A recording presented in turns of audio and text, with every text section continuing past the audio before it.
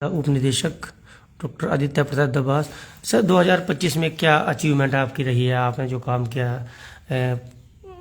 किसानों को लेकर या कुछ और को लेकर, क्या कुछ कहना चाहोगे सर? देखिए, 2025 की हम बात करें पिछले 5 सालों की, तो 2020 में पराली में आग की जो घटनाएं थी वो तकरीबन 537 ऐसी जगह थी जो हमें लोकेशन प्राप्त हुई थी, और तकरीबन 200 घटनाएं ऐसी थी जो रिपोर्ट्स के आसपास। इनकी 700 घटनाएं आज से 5 साल पहले पराली में आग लगाने की होती, इससे पोल्यूशन होता था, और पोल्यूशन के साथ साथ जो भूमि की स्वास्थ्य है वो खराब होता था। इन 5 सालों में सभी किसान भाइयों के सहयोग से, जिस तरह से किसान भाइयों को समझाया गया और उन्होंने खुद समझा कि किस तरह से पराली में आग लगाना हानिकारक है, उनके खेतों का स्वास्थ्य खराब होता है, उनकी जो खेत की भूमि है वो बंजर हो रही थी, और उसको निपटारन के लिए सरकार ने जो उनको समय समय पर, चाहे उनके डीबीटी के माध्यम से 1000 रुपये दिए गए या आधुनिक मशीनें उपलब्ध करवाई गई और प्रचार प्रसार किया गया, उसका पिछले 5 सालों का ही रिजल्ट है कि आज 99% से ज़्यादा जो है इन पराली की आग की घटनाओं में जिले को हमारे को ये इसमें एक अच्छी खबर हमारे पास आई है। इस साल में बात करूं, केवल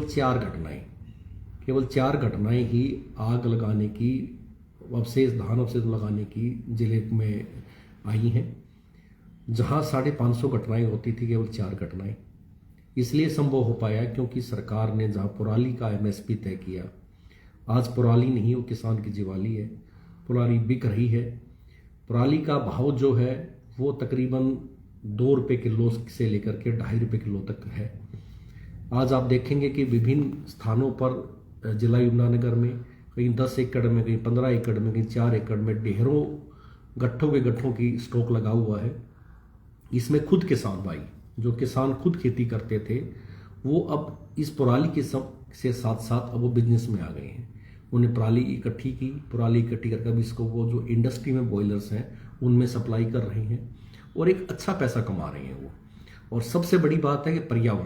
पर्यावरण को जो फायदा किसानों की सहायता से पहुंचा है, क्योंकि किसान इस बात से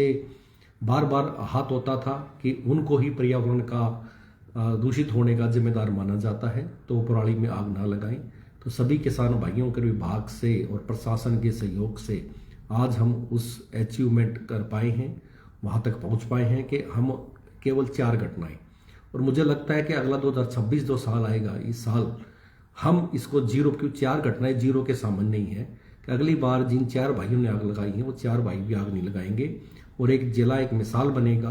कि किस तरीके से हमने आग की घटनाओं को 0 कर दिया है। पर्यावरण को हम साफ रखने की जिम्मेदारी हम सबकी जिम्मेदारी है, अपने खेतों को साफ रखने की जिम्मेदारी है, उसकी उर्वरकता शक्ति को बढ़ाने के लिए, उसकी मिट्टी को साफ रखने के लिए, उसको बंजर न बनाने के लिए सभी इस बात के लिए वचनबद्ध है। तो अगले साल ये 4 घटनाएं भी नहीं होगी, ऐसा मैं किसान भाइयों से आह्वान करता हूँ, और सभी किसान भाइयों को मैं नए साल की शुभकामनाएं देता हूँ। सर, सहयोग कितना रहा किसानों का आपके साथ इस जागरूकता में? मैंने तो 100% क्रेडिट जो है